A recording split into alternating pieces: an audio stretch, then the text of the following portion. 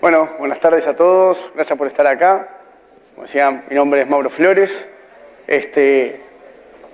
Básicamente yo me dedico fundamentalmente a robar bancos. ¿Posta? ¿Cuál es la gracia o cuál es el problema de la modalidad que yo tengo del robo de bancos? Es que tengo que devolver la plata después. Por eso, a cambio de eso me dejan estar libre, pero básicamente yo me dedico a hacer hackeos éticos, fundamentalmente a instituciones financieras, pero instituciones en general, y a temas de seguridad. Y bueno, pertenezco a una organización que se llama OWASP, que es Open Web Application Security Project, que es una organización internacional que tiene su capítulo acá local y que básicamente nos dedicamos un poco a hacer materiales o cosas para impulsar el desarrollo de aplicaciones seguras. Les recomiendo darse una vuelta por owasp.org o de sumarse al capítulo local. Este año hicimos 3 eventos, que estuvieron bastante divertidos. Estamos pensando que para el año que viene vamos a hacer algunos más. Así que bueno, primero que nada quería un poco invitarlos a eso, a cómo se llama, a que se sumen al capítulo, a que revisen los materiales, hay de todo, hay buenas prácticas de desarrollo, hay cheat sheets, hay herramientas, hay bibliotecas para que no cometan errores en las aplicaciones, o sea, hay de todo un poco, dense una vuelta por ahí. ¿Qué vamos a hablar hoy o cuál es la idea de la charla de hoy? La charla de hoy es contaros un poco de algunos elementos de seguridad o de consideraciones de seguridad que uno debería tener cuando va a hacer aplicaciones para la nube. La nube es un lugar muy lindo, vivimos en las nubes y todo el mundo es feliz ahí, pero la realidad es que es bastante diferente a eso, y más cuando lo miran desde una perspectiva como la mía.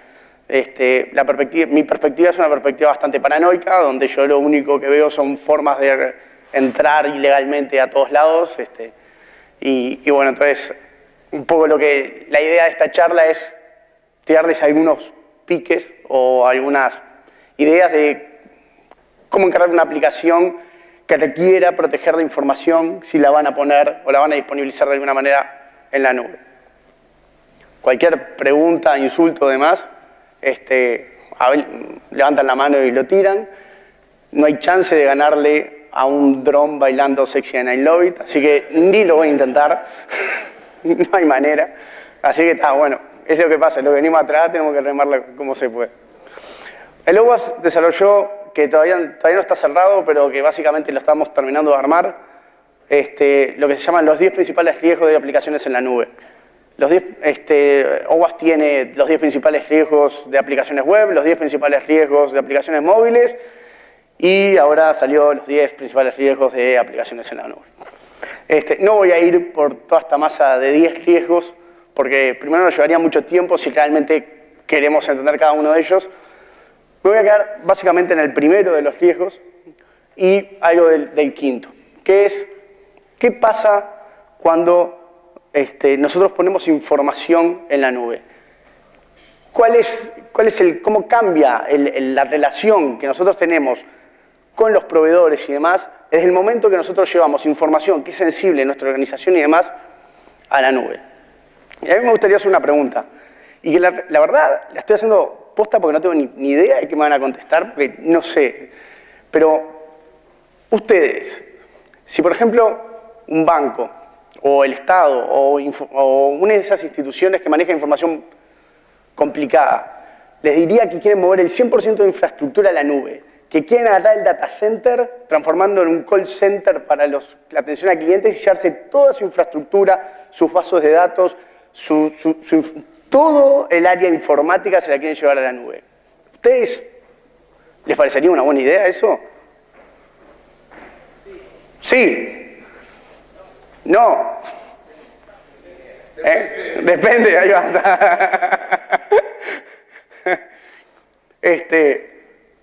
Yo creo que voy más con el depende de Rodolfo, ¿no? Digo, por suerte me traje unos amigos para que,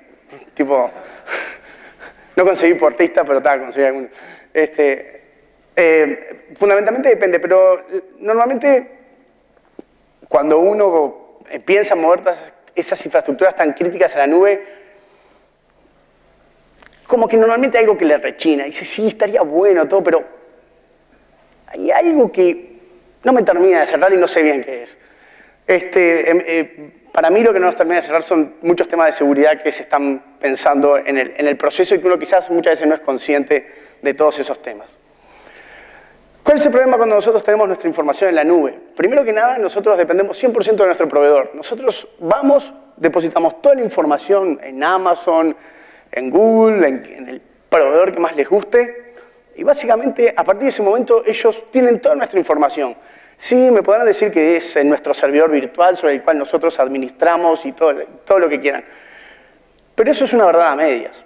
Eso es una verdad a medias porque todos sabemos lo fácil que es sacarte un snapshot de una máquina virtual y llevártela por otro lado.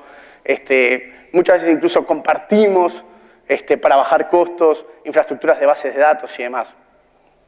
Entonces, el primer problema que tenemos, el primer problema grande es que la información ya no es nuestra. Nosotros se la sacamos de dar todos a nuestro proveedor y en realidad pasamos a confiar plenamente en que ellos van a hacer las cosas bien. Pero nosotros perdemos todo el control de esa información. No puedo garantizar de que el proveedor lo use para otros fines. De hecho, hay muchas aplicaciones a nivel de comerciales que ¿cómo se llama? Que les venden a las empresas para seguir, no sé, ventas, todas esas cosas divertidas que hacen ellos.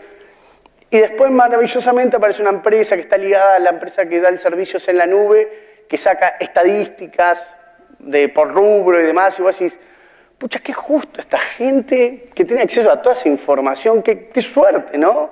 Digo, todos sus clientes trabajan con esta herramienta y después ellos sacan estadísticas, perfiles y demás, que necesitaría un data mining bastante grande con mucho. Y yo soy muy paranoico, entonces cuando yo veo esas cosas digo,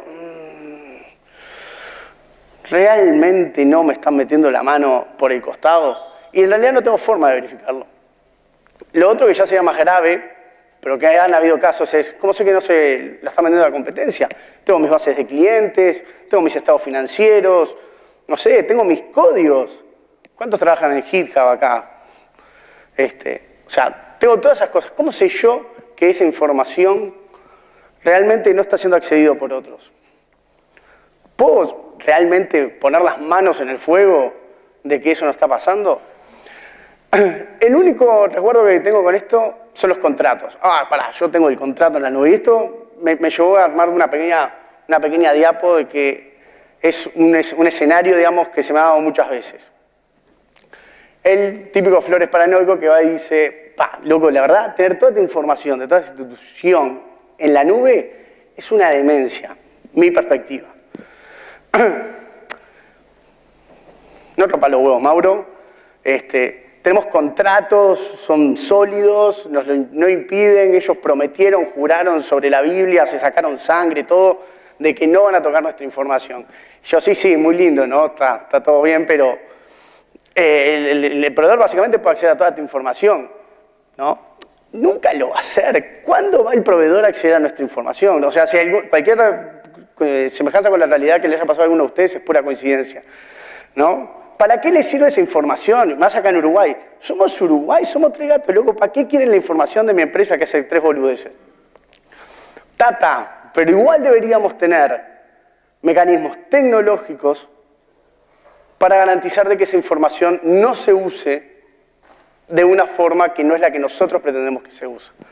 Y ahí es un punto súper importante, que es el que voy a ir un poco después. Nosotros, más allá de los contratos, deberíamos tener mecanismos tecnológicos que nos permitan garantizar que la información se está usando como nosotros decimos que debería estarse usando y no como el proveedor me jura, me perjura que se está usando. Aparte, cualquiera que haya trabajado con uno de esos proveedores grandes sabe que cuando a veces de alguna forma llama o pregunta o tiene algún reclamo, la mitad de las veces queda medio como que ¿cuánto me dijiste que pagas por mes?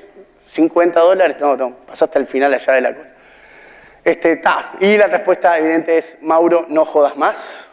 Si fuera por vos, todos viviríamos dentro de una caja fuerte, que algo parecido de eso hay. Así que no me eches las bolas y andate con tu paranoia a otro lado. Discusión típico con el 80% de la gente con la que trabajo. ¿Qué pasó?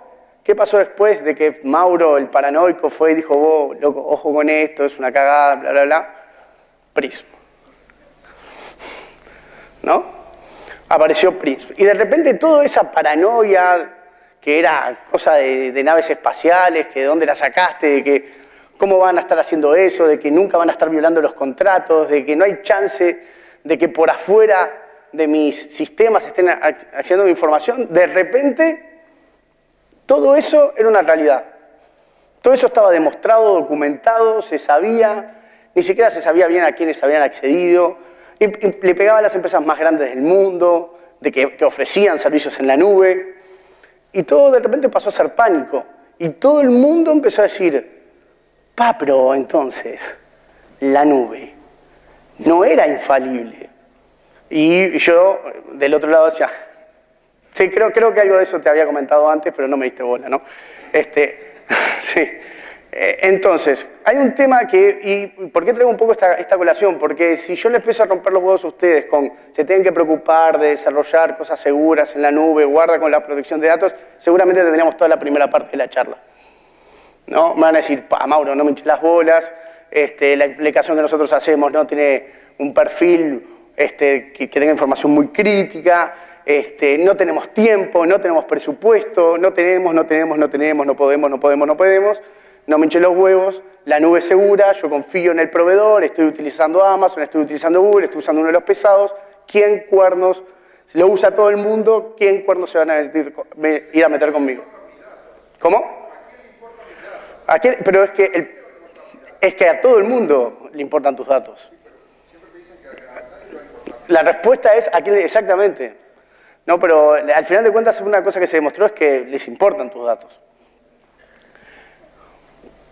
¿Qué nos dejó Prince de la nube? Y de esto se ha escrito mucho. Y primero que nada fue una caída zarpada de lo que es la confianza en la nube.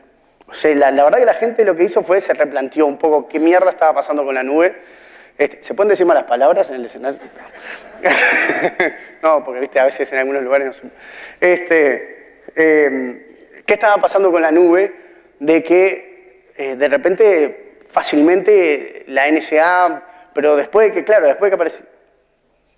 ¿Vos decís que tu datacenter es más seguro que la nube? Sí. Depende. El tema es, el problema no es si tu datacenter es más seguro que la nube. En tu datacenter tenés más control de la información. Si vos es más fácil asegurar tu datacenter que asegurar la nube. Ese es el tema. Viene por ese lado.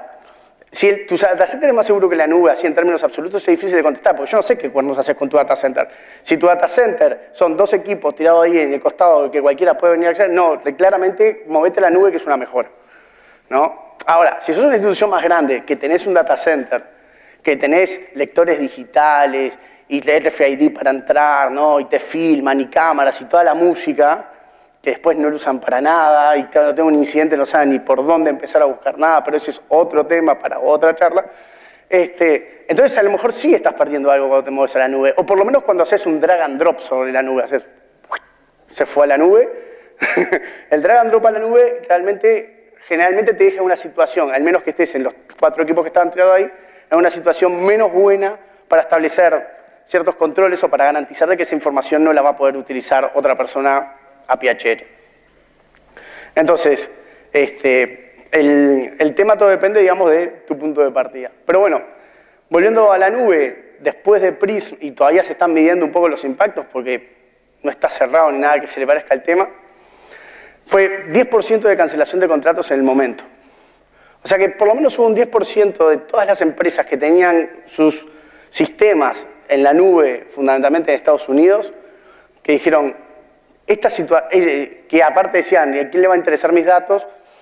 Que dijeron, no, esta situación es totalmente insostenible, yo no puedo trabajar así, ya no tengo las garantías que pensé, imaginé, soñé que antes tenía, porque en realidad nunca las tuviste, lo único que nunca te había pasado nada, y literalmente 10% de contratos afuera, y 56% que no contratarían hoy servicios en la nube, por lo menos en la nube de Estados Unidos. Y eso ha generado un gran aumento en lo que es la nube de Europa. Pero es una engañapichanga, porque tienes el mismo problema, porque es, como los estadounidenses se portaron mal, les voy a poner en penitencia y me voy con el de al lado. ¿Y qué? Es lo mismo. O sea, No tenemos grandes diferencias, se portan mal de un lado, se portan mal del otro, digamos, vos seguís en el mismo problema original, que es, vos le estás confiando toda tu información a un tercero, que lo único que te da a cambio es, te juro que la voy a usar bien, y no voy a hacer nada, ¿no? Me voy a portar bien. Y como que eso es un poco cuando estás en ciertos contextos, ¿no? Esta es una gráfica, digamos, que muestra un poco cuáles fueron después de cómo se llama, esto fue armado por la EMEA, de cuáles fueron digamos, las principales preocupaciones que surgieron en la nube después en el 2013.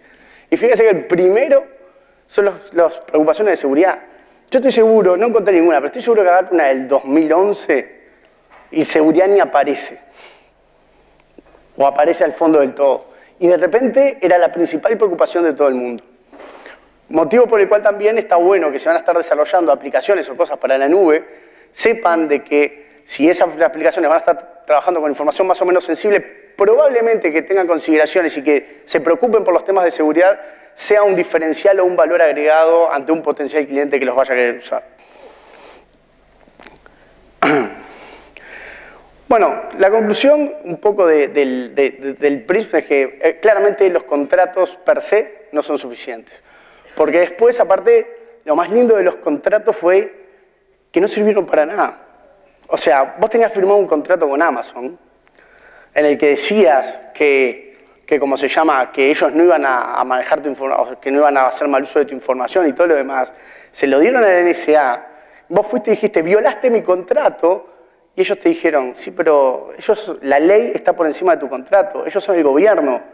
Ellos me pueden exigir que yo les dé la información y por más que yo tenga un contrato contigo, jodete. Entonces, además de todo, la respuesta cuando vos viniste con tu valioso contrato del cual te habías agarrado como un salvavidas fue, no sirve para nada, muy lindo el contrato, pero jodete.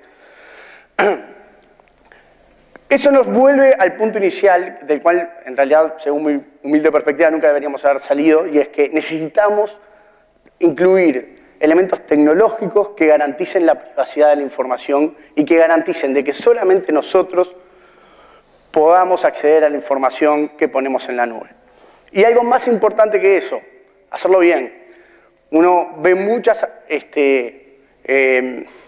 implementaciones de buenas ideas, pero que al estar mal implementadas tienen 1000 vulnerabilidades, entonces terminas diciendo, sí, muy lindo, pero no funciona. Esto entras por acá, entras por acá, entras por acá. Al final de cuentas, invertiste un montón de tiempo, esfuerzo, dinero y recursos y la seguridad real que ganaste a lo mejor es muy marginal respecto a la que tenías si no hubieras hecho nada o prácticamente. Y yo en esta, ¿cómo se llama? En esta charla quiero que se plantees una sola, digamos, opción para hacer esto. Hay muchas y van a depender de las realidades de cada una, pero básicamente, una cosa que nos tenemos que preocupar es iniciar la cadena de confianza de acceso a la información por fuera de la nube.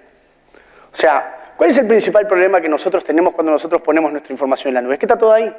Nuestra aplicación está en la nube, la base de datos está en la nube, el acceso a los datos está en la nube, las claves con las que accedemos a la base de datos están en la nube, está todo en la nube. Cualquier persona que accede a esa máquina virtual o que accede a esos servidores tiene toda la información como para acceder.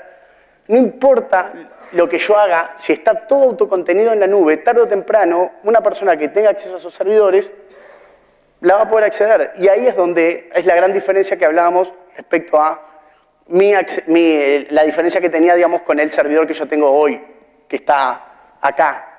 Yo puedo controlar quién acceda a ese servidor. No cualquiera puede venir a acceder a ese servidor. ¿Alguno de ustedes puede controlar quiénes acceden a los servidores de Amazon? ¿Tienen idea? ¿Alguna vez le pidieron los registros de acceso a los servidores de Amazon a Amazon? Yo sí. Sí, exactamente eso me dijeron. Exactamente eso me dijeron. Lo más lindo es que no fui yo solo, o sea, fue por otros requerimientos de una normativa internacional que estaba en un cliente y una de las cosas que requería eran los controles de acceso al centro de cómputos. Entonces Amazon le dijimos, bueno, denos la información de quiénes acceden a su centro de cómputos. Cric, cric, cric, cric. Todavía estamos esperando, no hay chance, no hay manera y no te la van a dar. Entonces está. Entonces, básicamente, el tema es, si yo tengo todo tu contenido en la nube, estoy en un problema. O sea, está toda la información ahí como para poder accederla. Entonces, lo que yo tengo que hacer es iniciar mi cadena de confianza fuera de la nube. El primer paso, el paso base, tiene que estar fuera de la nube. ¿Por qué es eso? Porque eso significa que alguien que tenga acceso a sus servidores en la nube, le va a faltar un paso, el que no tiene. Entonces, ese es el primer elemento que yo quiero considerar. El segundo elemento que yo tengo que considerar es que todo lo que persista en la nube es fácilmente analizable. Cualquier archivo, de configuración, cualquier forma de persistir la información que yo la tenga en la nube, por más configuración que le haga a nivel del sistema operativo, ¿no? Por más configuración que yo tenga a nivel del sistema operativo, es fácilmente bypassable, porque el tipo tiene acceso a la máquina, me bajo un snapshot de mi máquina virtual, se la levanta en otro servidor, la levanta por el costado y todos esos controles se los pasa por el costado. ¿No? Digo, todos los hemos hecho. Si vos me querés entrar a esta máquina y yo tengo todo y tengo mi Linux acá con sus claves y todo lo demás, listo, metés el CD al lado, booteás un CD al lado, montás la partición y al menos... ¿O no? ¿No? Y es verdad, lo puedo encriptar y todo lo demás, pero tarde o temprano lo voy a terminar rompiendo, voy a terminar entrando. Entonces, si yo tengo acceso al medio físico, tarde o temprano voy a terminar entrando. Y ese es el gran problema. Como no puedo restringir el acceso al medio físico, lo que tengo que hacer es iniciar la cadena de confianza fuera de la nube. Y lo otro que tengo que hacer es no persistir información sensible de ese acceso dentro de la nube. Y ahora vamos a ver un poco. Así que lo que yo les voy a comentar ahora es cómo haría yo esto en principio, evidentemente, para que, bueno, ustedes lo adopten si tienen ganas y si no lo adapten a sus necesidades. Lo primero que tengo que considerar es que yo tengo dos jugadores grandes acá. Un jugador es la nube, ¿no? Donde yo tengo mis aplicaciones y donde tendré mis datos persistidos de alguna manera. Y básicamente lo que vamos a poner, o esta idea, consistiría en poner una suerte de servidor de llaves, que puede ser total o puede ser de media llaves, eso dependerá de las características que yo voy a necesitar para la aplicación, que no va a estar en la nube, o por lo menos no va a estar en esta nube, va a estar en mi nube. Evidentemente, ese equipo va a tener que estar conectado a Internet, pero ese equipo puede ser un Raspi conectado a una ASL, por llamarlo de alguna manera, si lo quisiéramos. O sea, no necesito una mega super infraestructura, pero sí necesito un punto de confianza del cual yo tenga el 100% del control y que no esté en la nube. ¿Qué es lo que voy a hacer? Mis aplicaciones, o mi aplicación, van a utilizar ese key server, ese servidor de claves de alguna manera, para ir a buscar la llave o la parte de la llave que le corresponde, y después les voy a contar un poquito porque hablo de la parte de la llave también, pero imaginemos que es la llave completa, va a ir a buscar esa llave a ese servidor. O sea que esa llave, en realidad, nunca va a estar persistida en el servidor de la nube. Cuando la aplicación levanta, va a buscar esa llave externamente. Esa huida a buscar de la llave hacia afuera la tengo que hacer de forma adecuada, evidentemente. Por eso es que comenté ahí de que lo haría sobre SSL-v3. SSL apesta. Todos sabemos que está hecha queso, pero es lo mejor que tenemos.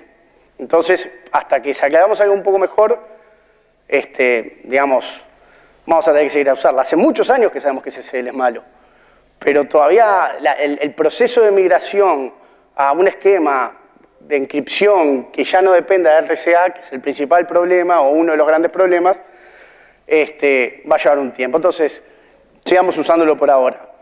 Y hay que usarlo bien el SSL. ¿A qué le voy con que hay que usarlo bien? El SSL, imagino que todos ustedes sabrán, utilizan certificados digitales para poder hacer la autenticación de los sitios. Si yo hago un certificado digital que está autofirmado y todo lo demás, 80% seguro de que yo puedo truchar ese certificado. Y otra cosa que es importante es, la aplicación tiene que validar, saber a quién le está pidiendo las claves, porque si las estoy pidiendo yo, o sea, si yo me pongo en el medio, el tipo tiene que saber que soy yo el que está, ¿cómo se llama? La pelotera, que está pidiendo las claves, porque si no, me ponen otro equipo acá y puedo entregarle otras claves. Usted me va a decir, pero si le entrego otras claves, el tipo no va a poder abrir la información adentro. Es verdad, pero yo voy a poder analizar el protocolo de comunicaciones para la solicitud de clave. Otro tema importante es que no cualquiera debería poder solicitarme una clave, solamente mi aplicación, con lo cual hay un proceso de alguna forma de autenticación acá. Y analizar ese proceso de autenticación es lo que haría si esta SSL no es robusto. Eso sí, yo fuera a atacar esto, por eso que ya se los cuento, así ustedes lo prevén. Entonces, la aplicación debería autenticarse de alguna manera para garantizar de que es esta aplicación y no cualquier otra. Evidentemente acá hay un filtro quizás por IP, podría poner en el firewall o algo por el estilo, para tratar de restringir el acceso solamente a las aplicaciones que deberían estar entrando. Este Key Manager es el que persiste las claves, las tengo yo en mi poder y se lo envía a la aplicación. ¿Qué hace la aplicación con eso? La almacena en memoria. Pero no la debería almacenar en memoria de forma trivial, debería almacenarla de alguna forma partida o ofuscada. ¿Por qué? Porque todo este esquema, lo que yo pretendo hacer es que si alguien quisiera acceder a mi información, se tenga que enfrentar con el más difícil de los problemas que lo puedo hacer enfrentar. ¿Cuál es el más difícil de los problemas que le puedo hacer enfrentar a un tipo que tiene toda la información persistida? Que tiene mi máquina virtual.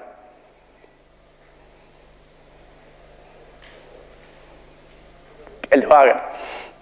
Yo voy a tratar de evitar un análisis estático de mi aplicación para poder sacar las claves. Quiero exigirle a la persona que haga un análisis dinámico de mi aplicación, que le requiere más skills y más tiempo que hacer un análisis estático. Ese es el peor problema que le puedo poner. Si el tipo es capaz de hacer eso, bueno, me ganó la partida, pero bueno, por lo menos es el problema más difícil que le puedo poner. En ese sentido, si yo le quiero de que el tipo haga un análisis dinámico de mi aplicación, yo necesito algún mecanismo de reensamblado de esa clave. ¿Por qué? Porque si bien eso está en memoria, la memoria de ese equipo tiene una forma de accederse que es bastante complicada. Pero si estoy en una máquina virtual, hacer un snapshot y tener un string es muy fácil. Entonces tengo que dejar esa llave destrozada en memoria, ofuscada en memoria, y solamente tenerla en condiciones reales cuando voy a acceder a esa información. El que cifra la información tiene que ser la aplicación, nunca la base de datos o el storage, porque soy yo el que está controlando esa key. Y bueno, creo que eso es un poco el esquema general. No tener las llaves persistidas ahí, ponerlas en un servidor externo y no persistir la llave, ni siquiera en memoria de forma completa. Y tampoco utilizar claves triviales. Esta es la clave. Si mi clave es esta es la clave, un string es fácilmente encontrable de esa manera, ya sea en memoria o de forma estática. Para cerrar, porque ya aparte no tengo tiempo, primero que nada, cifrar la información con algoritmos robustos. Todo esto no tiene sentido si yo uso DES para almacenar la información, ¿no? Deberíamos usar un AES de 256 o cosas por el estilo. Hoy por hoy nada inferior a 128 bits de clave se considera robusto y yo les diría que utilicen AES de 256 por lo menos. No persistir las claves de cifrado en el servidor, evidentemente, si yo me la transmito y la guardo en el servidor, no tiene sentido, es lo mismo que tenerla ahí siempre. Esto no tiene mayores problemas de comunicación, es una cosa importante, porque muchas veces me dicen, pero yo no voy a estar accediendo cada vez y se me cae la línea acá. Solamente en el startup hago este proceso. Después siempre la persisto en memoria local partida. Proteger las claves en memoria, no usar strings fáciles y ofuscar y fragmentar las claves en memoria y utilizar múltiples claves de cifrado. Utilizar múltiples claves de cifrado significa, para distintos tipos de información, distintas claves. Este es un portable mío, tiene 3 claves de cifrado diferentes para 3 tipos de información diferentes. Y solamente es mi portable. Uno esperaría que en el servidor, por ejemplo, uno tuviera unas claves para acceso quizás a archivos de configuración o con información más general que me importa menos, una clave más robusta para información un poco más sensible y quizás una clave más robusta aún para la información más importante. Y preguntas.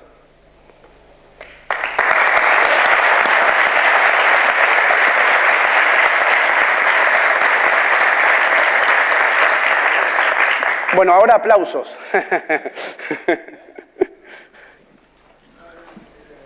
Hola, ¿qué tal? Quería consultarte si existen aplicaciones para manejar la clave en memoria y tenerla partida ya, o sea, que esté automatizado de cierta manera. Sí, hay bibliotecas para distintos lenguajes que te permiten hacer la ofuscación de las claves. Y mira, hay muchas bibliotecas libres, ahora no se me ocurre ninguno, pero mandame un mail que te mando. Pero hay bibliotecas que ya lo hacen y si no los métodos tampoco son tan complicados. Muchas veces es simplemente generar una memoria garbage y partirla en ciertos offsets de esa memoria garbage. La cosa es que cuando vos vas a buscar, hacer un análisis estático de esa memoria, no, es difícil de separar el garbage de lo que es los cachos de clave real. Tampoco es ciencia de cohete. Pero mandame un mail y te mando. Gracias. Espera que voy a tomar agua. Sí. ¿Qué tal, Lola? Mi pregunta es, ¿ya hay alguna alternativa para SSL? Que se esté investigando, por lo menos. Lo que sí hay son, por ejemplo, ahora salió el TLS 1.2, que trata de resolver algunos de los problemas de los PRNGs defectuosos que se encontraron, que lo hace un poco más robusto, que también soluciona los ataques de crime. El BIS todavía no, pero el crime ya lo soluciona.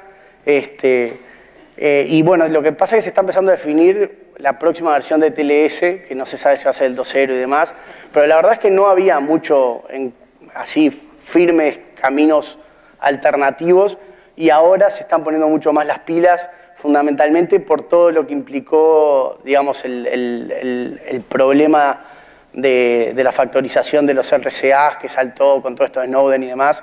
Se sabe, digamos, que la cosa está más complicada de lo que parece y la comunidad, realmente ya la comunidad criptográfica hacía algo así como un par de años venía diciendo RCA no más, vayamos a curvas elípticas y ahora se están empezando a mover a curvas elípticas fuertemente. Si alguien va a usar curvas elípticas, no use las curvas elípticas que recomienda NIST porque están malas. Por ejemplo, OpenSSL implementa las curvas elípticas, pero justo las de NIST y todo lo demás. Entonces, ahora Berth te propuso una curva que aparentemente es la que está ganando más adeptos en el proceso. O sea, en conclusión a tu respuesta, se están tomando caminos, pero todavía no se tiene como que un draft siquiera de lo que vendría a ser la próxima versión de SSL. Gracias.